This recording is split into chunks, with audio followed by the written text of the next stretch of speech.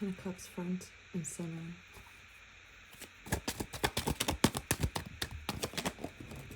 Strength.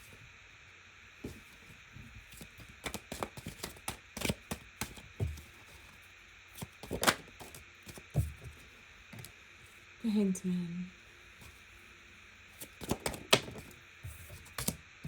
The King of Pentacles. Ooh, and the Two of Cups on the top. The Two of Cups, the Ten of Cups, the King of Pentacles, Strength, and the Magician. The Hanged Man. I don't know why I wanted to say Magician. Okay, this is obviously about love, relationships, your love life. Counterintuitive notions, I want to say, or motions. Counterintuitive motions, meaning doing something that you're not used to doing. Maybe it's thinking something that you're not used to thinking regarding love, relationships, and getting true happiness in love. Feeling stable with the King of Pentacles in love. There is a yin and yang balance with the Strength card. She has the infinity symbol over her head, and she's petting a lion, the king of the jungle. And the lion is relaxed around this woman. It's not that the feminine and the masculine energy are fighting with one another and battling and butting heads. They are seeing eye to eye, the Two of Cups, twin flame energy, sharing each other's energy to create an even greater force. When two people come together that are opposite energies and they work together, there's no greater force on this planet than two people that have different skills, that have different powers, and they share their powers equally with one another to create a force. The Ten of Cups, true happiness, true fulfillment, the family life, true love that lasts a lifetime and generations. 222 on the clock. The Hanged Man shows you that sometimes you have to be forced into a new way of thinking about, I'm assuming, love now. Someone or you're learning something new about love that you might have not realized before when it comes to stability, and finding someone that's going to go the distance with you, someone that is going to last long term. If this is something that you're interested in at this time, then this is the reading for you. We also have the Fool and the Ace of Cups that also popped out, which is interesting here. So this is a new way of looking at love. The Hangman and the Fool, right? You're being forced to look at love in a different manner, and it's going to work for you. There's so much love here on the board. The Ace of Cups, the Two of Cups, and the Ten of Cups. I don't think there's three other cards that you can get that screams love. True love, a new chance at love. This is a new love that will go from the Ace of Cups, the beginning of love, to the Ten of Cups, the end of love. And this is an actual real match for you. There might be someone in your life, or you're going to meet someone in your life very soon, whatever your case is, that is really going to be a really fine match for you. Someone that is going to fill the gaps where you can't, right? You help each other out. Whatever you're good at, you help him out. Whatever he's good at, he helps you out. And that's what causes the infinity of love to happen. The end all be all in love, the stability of love. The Ten of Cups is a beautiful card to get alone. The Two of Cups is a beautiful card to get alone. The Ace of Cups is exciting as well. But when you have them all together, this is really showing me that there's someone around you, or there's going to be someone around you, that is really going to fulfill every aspect of what you're looking for when it comes to a long-term love, a real love, a true love. And it's not easy. A lot of people think that love is supposed to just be easy, that everything's supposed to just work and click together like conveniently. And whoever has sold that idea just has sold you on the idea of convenience, has sold you on the idea of just chemistry alone, has sold you on the idea that love should not be hard in any sort of way. Love is here to give us many emotions, good and bad. It shows us our light sides, and it also shows us our shadow sides. And learning to work with one another, especially when you have to be forced to do something new. We have the Fool and the Hangman together. So you are forced at looking at life or love in a new manner that you never really thought about before. But this is going to help you. Someone who is a true match for you, someone that is a true love match, that is willing to be invested in, at least, they're going to show you every side of you. And sometimes there are going to be sides that are going to trigger you. Sometimes there are going to be sides that you didn't even know existed, because we can learn a lot on our own through meditation, through learning, through therapy, through finding out knowledge on our own. But true life happens when love tests you. And it will test you, because that's what part of our relationships are about. It's about uncovering sides of ourselves that we can't uncover ourselves. And through the mirroring, the Two of Cups of love, through the mirroring effect of two people standing together and willing to work together to lift one another up when the other one is feeling down, to be each other's counterparts, friends, confidants, therapists, someone to listen, someone to hug you, someone to help you when you are feeling down. It has to be equal, give and take. But it all comes down to wanting the same thing, believing in the same idea of love, believing in what you both want, because we will be tested with problems, with our own personal problems, with life's problems, with other people's problems outside of our relationship that will get in the way eventually. And if two people have the same outlook of what they want, the Ten of Cups, and they fight towards the goal of love that they are willing to achieve and work towards, working together with one another, even if it comes from opposite ends of the spectrum, keeping the love alive by sharing, mirroring each other and helping one another, and listening, truly listening to the other point of view, even if you don't believe in it yourself. That's what causes stability. And instead of fighting with one another about pointing each other, out each other's flaws, or pointing the finger at one another, or escaping blame from something, or arguing with one another, or fighting against one another, you fight together on the same side, on the same team, to go towards the same goal that you both have stated. I want this. I want that. And I'm willing to fight towards that with you. So there's something here where your counterpart, a real true love counterpart, is willing to fight with you on the same side to go towards wherever you both are willing and wanting to go towards. And sometimes, even if you feel like you've known everything, or maybe you kind of know how things work, or you might think that you have all the answers about yourself, a real mirror will uncover things that you weren't ready for. And that could be scary at times. And sometimes you're going to be forced to look at life in a different way and start new in certain aspects. Be the Fool in the aspect of, well, I never tried this route before, I never tried this before, or I never thought about this before, or someone has never challenged me on this before, and now I'm forced to look at it upside down.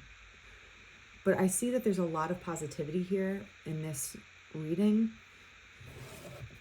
I feel like whatever counterpart you are either with that is new, or someone that you're with currently where you feel like you are in a long-term relationship, or there's someone new that's coming into your life very soon that's going to be a really good long-term match for you. This is a positive outcome that I see with you two. Something that really lasts a lifetime and longer than that. And you can rejoice in that, but it will not be easy. The unseen, right? Love can be blind. Ensure you're not overlooking things, right?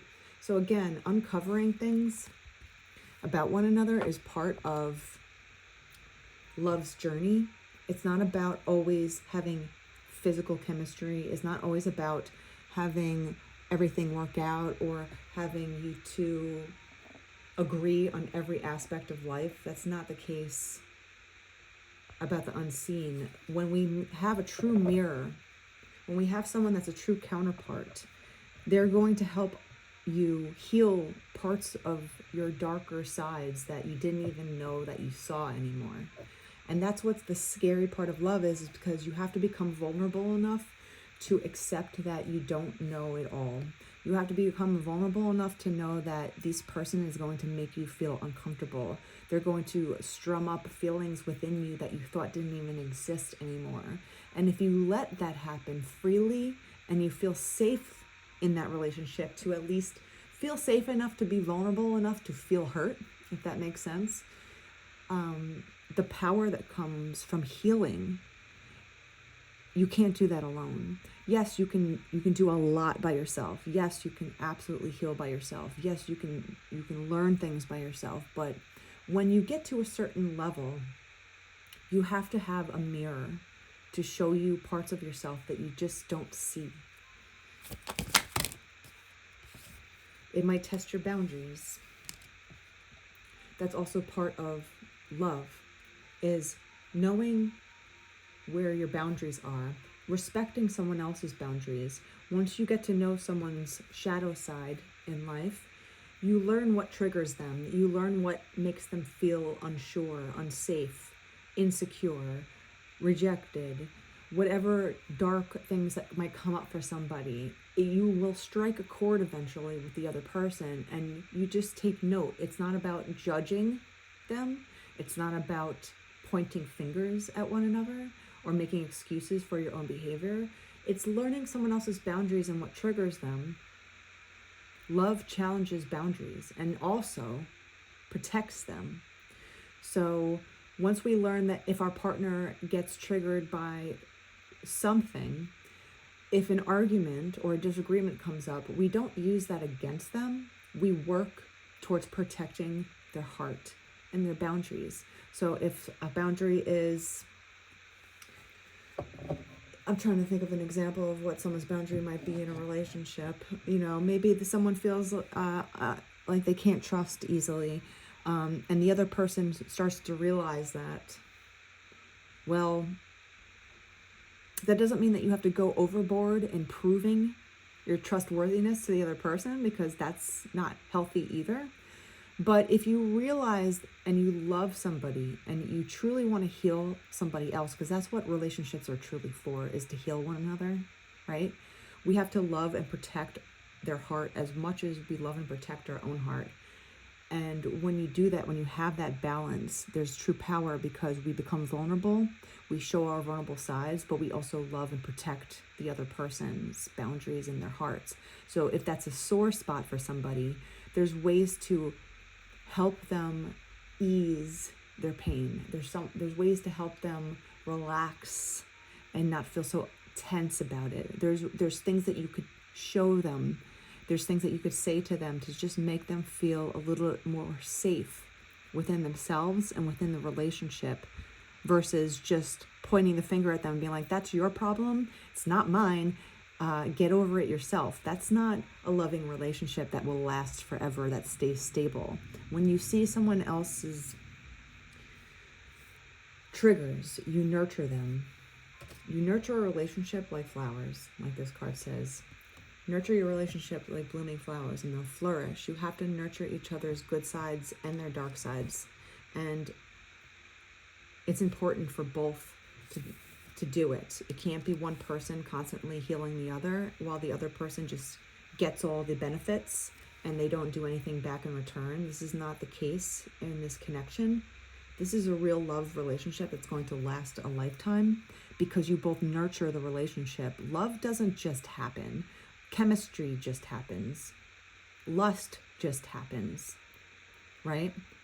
If you feel an influx of butterflies and lust when you first meet someone, yes, you might be attracted to them, but that could also be a huge red flag once you start to learn that that could just be your trauma. You could be trauma bonding with someone, and you mistake the lust and the butterflies and the excitement as love, but it was never love. You never nurtured the relationship as love. You nurtured the sexuality, you nurtured the attraction, but you don't realize that love doesn't just stop there. Love goes way deeper than that. It goes beyond the looks. It goes beyond the money. It goes beyond chemistry. If you want it to last, at least, right? So not all connections are meant to be for you, but you have to learn that butterflies and excitement doesn't necessarily mean long-term commitment and safety. And you have to learn to accept closure in things that don't serve you the right way. If you're really looking for this long-term love, you have to nurture one another. You have to have your own boundaries, and you have to have the other person respect the boundaries. And you have to be willing to know, like the fool, that you're going to go into uncharted territory, and there's going to be unseen things that are going to pop up within you and within the other person that if you were in the right loving relationship, you will both find closure in these shadows that lurk beneath the surface within both of you. If you both help one another see things that the other person can't see, not through judgment, but through actual love and nurturing, action, words, safety, connection, conversation, then you actually can find closure. That's what a real loving relationship does. You help each other close the negative corners of each other's hearts, each other's minds, and each other's souls, so you can enjoy one another freely, purely. 17:17 on the clock. So again, is it called work? Maybe, but it's how you think about it. It's how you think about what love really means and what real true love can do if you both are all in on that. If you both have different viewpoints on what love is to you, I don't know if it will truly work long term, because you're not fighting for the same goal. You both can be completely different people, but if you have the same goal and what you want, you can go places with that. There's something around fall, which is we're turning into winter, but we're still in fall, and we also have someone new. So this is definitely a new love. We have the Ace of Cups, new. Whatever happened in the fall, there's someone new that you met that is actually a really good option for you when it comes to you searching for love, searching for something that's going to be real, something that's a lot more than just surface level looks, attraction, and chemistry.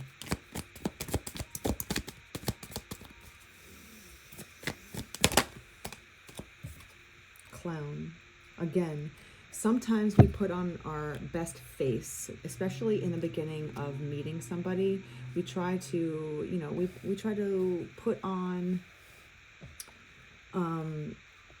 our best looks, our best persona, because we don't want to, deter people. We might withhold information from the other person so they don't run away, right?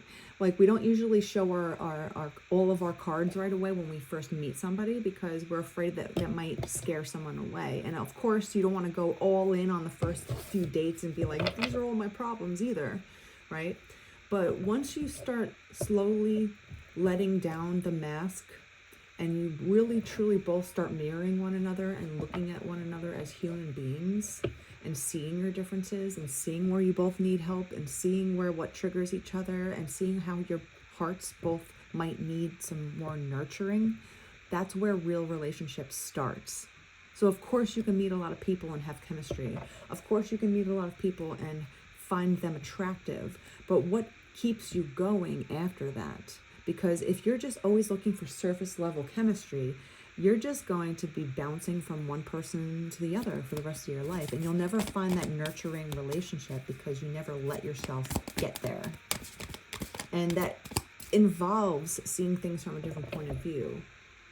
It involves starting things new that you never did before. It involves doing things that you're uncomfortable with in order to learn and grow together. And with two people that both respect one another's boundaries, both respect each other's hearts, and you also have the same goal in mind, there's no way that that will actually disappear then, right? You have to water your garden in order for it to grow. You have to provide sunlight and nutrients and love and attention.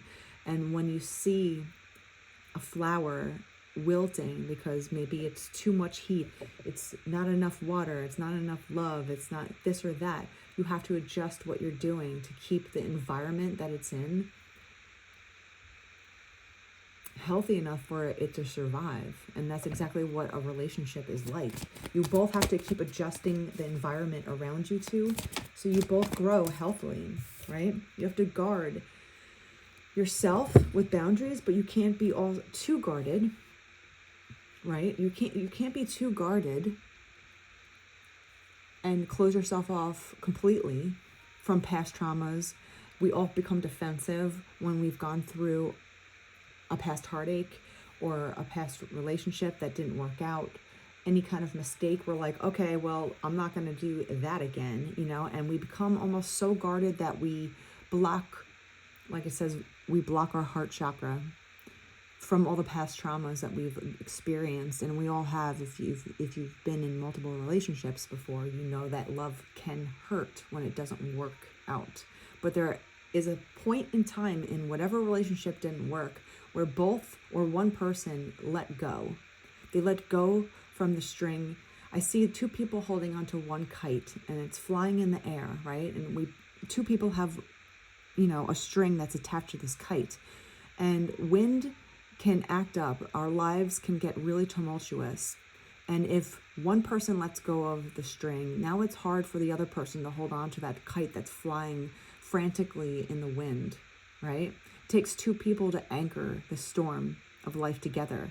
So either one person let go of the string or two people let go of that love string, and it's hard to maintain, right? And then eventually the kite flies away, and that's how I see this love. So then we become guarded in thinking that everyone else is going to be the same way, or it's always going to turn out the same way, or you make excuses about love, like love is complicated, people are complicated. We are the ones that make things complicated, but it doesn't have to be like that.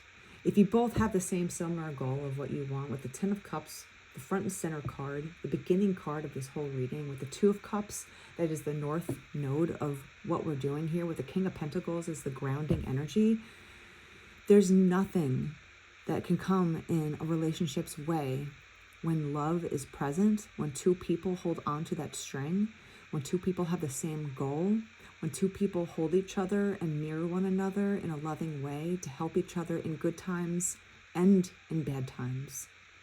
There's nothing that can come in the way. Yes, we're going to feel uncomfortable. Yes, we're going to feel uneasy. Yes, it's going to bring up things that we didn't even think that was going to come out, right? That's how love tests us, and that's how relationships are supposed to be, right?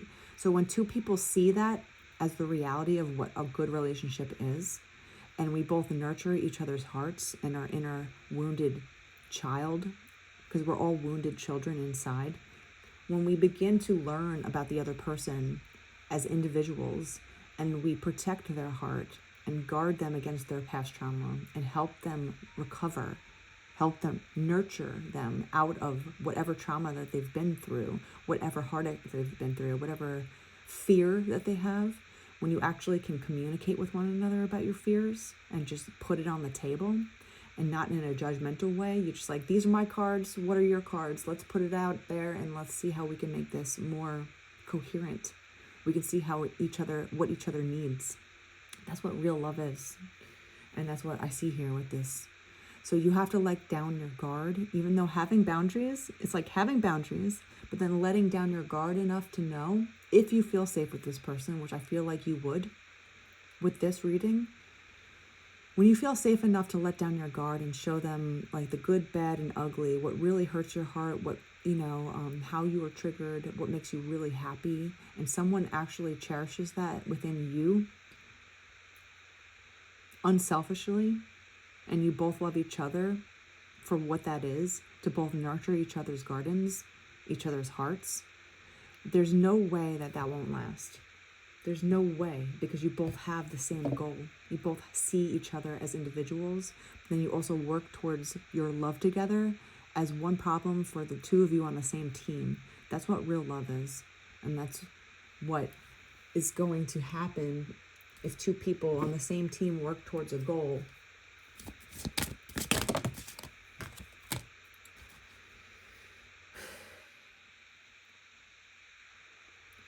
Sometimes you have to be strong by yourself, right? Flying solo, you can feel like you're strong, right? Your wings are strong. You can rely on and trust your resources to carry you forward successfully. But again, there's other birds here, right? So even if you feel like you're flying solo, even if you feel like you're in an argument with someone or something is not working, if you don't work together to solve whatever is triggering the other person, if you don't communicate openly and respectfully with one another, and it doesn't become a spitting match, you won't be flying solo. You can actually trust and rely on your other person to help you. And it's not about being reliant on someone in order to get you somewhere, because your emotions and your problems and your feelings are your own responsibility. But with the right partner, with the right love partner, they can help you and heal you even more than you can by yourself.